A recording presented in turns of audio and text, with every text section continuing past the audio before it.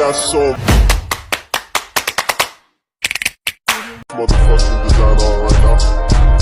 Bring it down, bring it down, bring it down. I got 3 old guys to Halo teman-teman, Assalamualaikum warahmatullahi wabarakatuh. Jumpa lagi nih dengan kita. Saya Anissa Azhara Putri dengan NIM 11122000120 dan rekan saya Agni Cipta Permatasari dengan NIM 11122000151. Kita berdua merupakan mahasiswa Universitas 17 Agustus 1945 Surabaya, Fakultas Ilmu Sosial dan Ilmu Politik, Prodi Administrasi Publik. Video kali ini ditujukan untuk memenuhi tugas evaluasi akhir semester dari mata kuliah Hukum Administrasi Negara yang dibimbing langsung oleh Bapak Edi Wahyudi, SH, MSI. Penasaran kan dengan isi videonya? Yuk simak bareng-bareng videonya, let's go! Jadi materi yang pertama yaitu mengenai konsep utama hukum administrasi negara. Apa sih hukum administrasi negara itu? Jadi HAN merupakan cabang ilmu hukum yang mengatur hubungan antara lembaga administrasi negara dengan masyarakat serta mengatur pelaksanaan tugas dan wewenang administrasi negara dalam penyelenggaraan pemerintah. HAN mencakup aturan-aturan yang mengikat bagaimana pemerintah melaksanakan fungsi administrasinya, termasuk dalam pembuat keputusan, kebijakan publik, serta penyelesaian sengketa administratif. Konsep utama hukum administrasi negara meliputi beberapa prinsip dan elemen yang mendasari pelaksanaan pemerintah dan administrasi publik. Berikut adalah konsep-konsep utamanya. Nah, yang pertama ada pengawasan administrasi negara. Ada 2 jenis pengawasan dalam administrasi negara. Yang pertama yaitu pengawasan internal.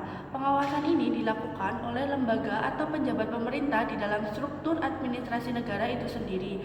Contohnya Inspektorat Jenderal di Kementerian, Biro Pengawasan Internal di lembaga pemerintahan. Yang kedua ada pengawasan eksternal. Pengawasan ini dilakukan oleh lembaga independen atau pihak luar untuk memastikan kejujuran dan integritas proses administrasi. Contohnya BPK, Ombudsman, dan KPK. Yang kedua ada sengketa administrasi negara. Sengketa ini bisa terkait keputusan atau tindakan pejabat publik seperti pencabut izin usaha atau denda administrasi. Jenis sengketa administrasi negara yaitu sengketa tata usaha negara atau STUN. Sengketa ini muncul dari keputusan atau tindakan pejabat administrasi negara yang bersifat konkret, individual, dan final. Contohnya pembatalan izin usaha oleh pejabat daerah. Yang kedua ada sengketa non tata usaha negara. Sengketa ini tidak terkait langsung dengan keputusan pejabat tata usaha negara, tetapi muncul dari aktivitas administrasi negara pemerintah yang lain. Contohnya pelanggaran hak warga dalam pelayanan publik. Selanjutnya ada lembaga yang berwenang menyelesaikan sengketa administrasi negara. Yang pertama ada Pengadilan Tata Usaha Negara atau PTUN. Yang kedua Ombudsman Republik Indonesia. Yang ketiga tanggung jawab pemerintah dan pegawai negeri sipil dalam hukum. Pertama ada dasar hukum tanggung jawab pemerintah dan PNS.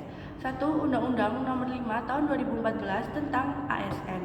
2. Peraturan Pemerintah Nomor 53 Tahun 2010 tentang Disiplin PNS. 3. Undang-Undang Nomor 30 Tahun 2014 tentang Administrasi Pemerintah. Selanjutnya ada prinsip-prinsip tanggung jawab pemerintah dan PNS. Yang pertama ada prinsip legalitas, 2. Prinsip akuntabilitas, 3. Prinsip transparansi. Yang keempat, implementasi hukum administrasi negara dalam kebijakan publik. Yang pertama ada hubungan HAN dan kebijakan publik. Kebijakan publik membutuhkan kerangka hukum yang diatur oleh hukum administrasi negara. Hukum administrasi negara memastikan legalitas, akuntabilitas, dan transparansi dalam perumusan dan pelaksanaan kebijakan. Selanjutnya ada prinsip-prinsip dalam implementasi hukum administrasi negara. Yang pertama ada prinsip legalitas, prinsip akuntabilitas, dan prinsip transparansi. Contoh implementasi kebijakan publik. Yang pertama ada membangun instalasi pengolahan air limbah atau IPAL. 2. Kebijakan penyelenggaraan pendidikan bagi keluarga miskin. 3. Kebijakan insentif pajak seperti tax allowance untuk perusahaan yang menciptakan lapangan kerja. Nah, yang terakhir ada tantangan implementasi hukum administrasi negara dalam kebijakan publik. Yang pertama ada kurangnya kepatuhan terhadap hukum, dua, birokrasi yang lambat dan tidak efisien, dan yang terakhir keterbatasan sumber daya manusia dan finansial. Oke, materi selanjutnya yaitu mengenai regulasi atau peraturan penting terkait hukum administrasi negara. Sesuai yang telah dijelaskan oleh Bapak Edi Wahyudi selaku dosen pengampu dalam mata kuliah Hukum Administrasi Negara, yaitu terdapat beberapa regulasi atau peraturan penting yang melandasi dalam hukum administrasi negara. Di antaranya yaitu yang pertama ada landasan hukum tertinggi kita, yakni UUD 1945. UUD 1945 ini menjadi landasan utama dalam pembentukan dan pelaksanaan hukum administrasi negara di Indonesia dan untuk melakukan pembentukan terkait peraturan-peraturan turunan lainnya. Yang kedua yaitu ada UU, di mana ini yang mengatur terkait ketentuan umum yang menjadi dasar bagi administrasi negara. Contohnya yaitu ada UU nomor 25 tahun 2009 tentang pelayanan publik. Yang ketiga yaitu ada peraturan pemerintah atau PP, di mana ini yang mengatur pelaksanaan undang-undang.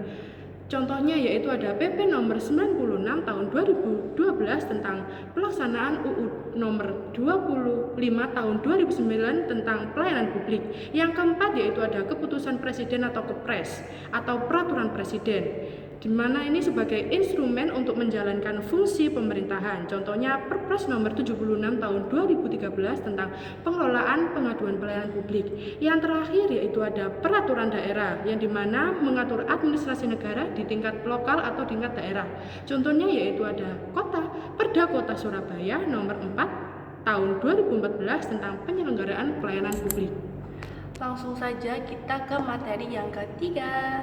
Nah, kami memakai studi kasus tambang ilegal di Papua.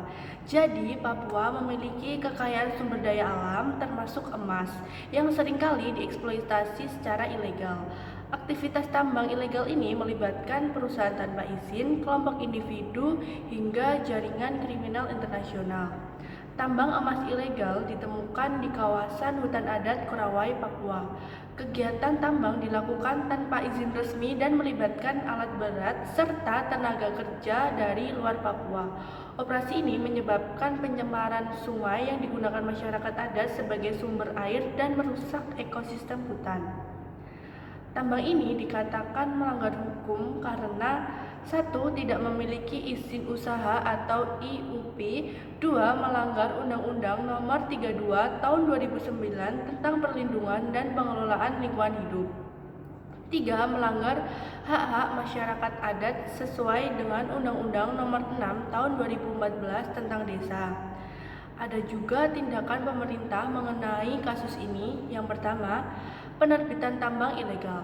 Pemerintah daerah dan aparat keamanan menutup tambang ilegal dan menyita alat berat yang digunakan. 2. Evaluasi perizinan. Beberapa perusahaan yang beroperasi di wilayah tersebut juga dicabut izinnya karena terbukti melanggar aturan lingkungan. Nah, selanjutnya ada aplikasi hukum administrasi negara. Yang pertama ada asas keadilan sosial. Pencabut izin dilakukan untuk melindungi hak masyarakat adat atas wilayah mereka. 2. Asas efektivitas. Pemerintah memastikan bahwa tindakan tegas ini memberikan efek jera bagi pelaku tambang ilegal. Nah, menurut kalian ada nggak sih relevansi antara materi HAN dengan praktek nyatanya di administrasi negara saat ini? Kalau menurut kami, ada banyak sekali relevansi yang ada terkait materi hukum administrasi negara dengan praktek administrasi negara saat ini, yang mana menunjukkan bahwa materi tersebut memiliki hubungan yang sangat erat dengan tantangan yang dihadapi oleh pemerintah dalam menjalankan fungsi administratifnya. Prinsip-prinsip hukum administrasi negara memberikan pedoman yang jelas untuk memastikan bahwa setiap kebijakan dan tindakan administratif dilaksanakan secara sah, adil, dan transparan. Dalam praktiknya, pemahaman mengenai hukum administrasi negara mendukung aparatur sipil negara dan pemerintah dalam mengelola sumber daya publik secara efektif, menjaga akuntabilitas, serta menghindari penyalahgunaan kekuasaan. Selain itu, implementasi hukum administrasi negara dalam kebijakan publik sangat relevan untuk memastikan bahwa kebijakan yang diambil itu dapat diimplementasikan dengan baik, memberikan manfaat yang positif bagi masyarakat, dan meminimalkan potensi sengketa atau pelanggaran hak individu. Oleh karena itu, materi ini sangat penting dan sangat membantu dalam pembangunan pemerintahan yang bersih, profesional, dan responsif terhadap kebutuhan masyarakat Indonesia. Jadi, kesimpulan yang dapat diambil dari pembahasan yang telah dibahas tadi yaitu ternyata dalam mata kuliah hukum administrasi negara ini banyak sekali relevansinya dalam praktek real di Indonesia, seperti pada materi tentang pengawasan administrasi, konsep utama hukum administrasi negara, dan landasan atau regulasi paling penting dalam hukum administrasi negara. Semua itu dapat diperoleh pada mata kuliah hukum administrasi negara ini. Dan kita juga jadi tahu bahwa bagaimana kinerja real pemerintah dan aparatur sipil negara. Dan di Indonesia, para badan pengawas yang bertugas baik itu pada pengawasan pemerintah maupun ASN harus perlu dioptimal dan diperketat lagi agar kasus-kasus penyalahgunaan wewenang di Indonesia tidak semakin banyak dan bisa menjadi berkurang. Dan perlu adanya keterlibatan masyarakat dalam pembuatan kebijakan. Jangan sampai kebijakan yang ditetapkan oleh pemerintah nantinya akan merugikan masyarakat dan negara Indonesia serta hanya satu pihak saja yang diuntungkan. Nah, itu tadi video penjelasan dari kami. Semoga bermanfaat dan bisa menambah wawasan bagi kalian yang menonton. Terima kasih sudah menonton video ini sampai selesai. Sekian dari kami. Wassalamualaikum warahmatullahi wabarakatuh. Bye bye. Yeah, Bobby Valentino.